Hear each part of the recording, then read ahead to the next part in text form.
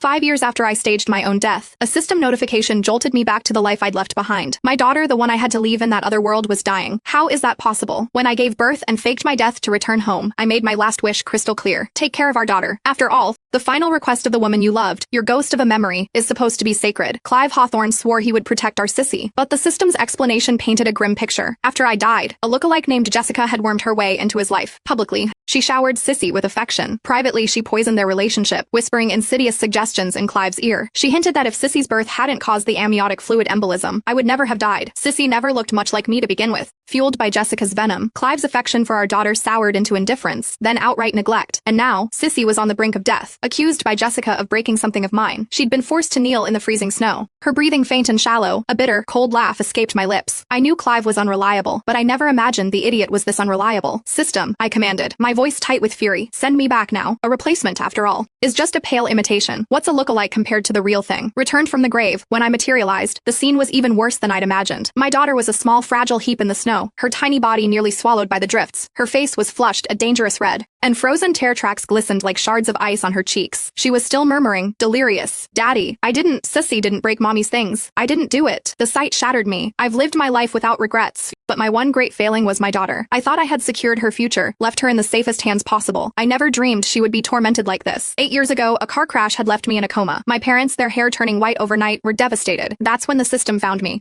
Successfully win the heart of Clive Hawthorne and bear his child, and you will be granted one wish. 3 years later, my mission was complete. I refused the system's offer to stay in that world. My wish was to go home, to be with my parents. They were both gravely ill, and I needed to be there for them in their final years. Because I'd completed the mission so well, the system made me a promise. After my parents passed, I would have one chance to return. I had just buried them when the system's alert came through, telling me my daughter was about to die. "Sissy, baby, it's okay," I whispered, wiping the tears from my own eyes. I scooped her frigid body into my arms. "Mommy's back. No one will ever hurt you again." This wasn't the time for grief. The priority was getting her to a hospital. Even after 5 years, the security code for the main gate worked. My fingers still remembered, but I'd barely taken 2 steps when a shrill voice cut through the air. "You little bitch. Did I say you could get up? You run now and I'll tell your father. He'll never want to see you again." Jessica climbed out of her car, her tirade screeching to a halt the moment she saw my face. Her eyes widened, a flicker of confusion and fear in them. Who are you? Why do you look so much like her?" I glanced up. She truly did look like me, about 80%, but her upper lip was too thin, giving her a perpetually cruel, sharp look. "Get out of my way," I snarled. "You hurt my daughter. I'll deal with you later." I tried to move past her, but she grabbed my arm, her grip like a vice. Her eyes scanned my face, burning with a jealous fire. Everything she had, she owed to that resemblance. Before I could answer, her eyes widened again, but this time, the jealousy morphed into triumphant arrogance. "Of course I should have known. You're just some cheap knockoff who's been under the knife, trying to replace me. Too bad, Clive hates fakes." I knew she was talking about my nose, the one that had been broken years ago when I took a punch for Clive.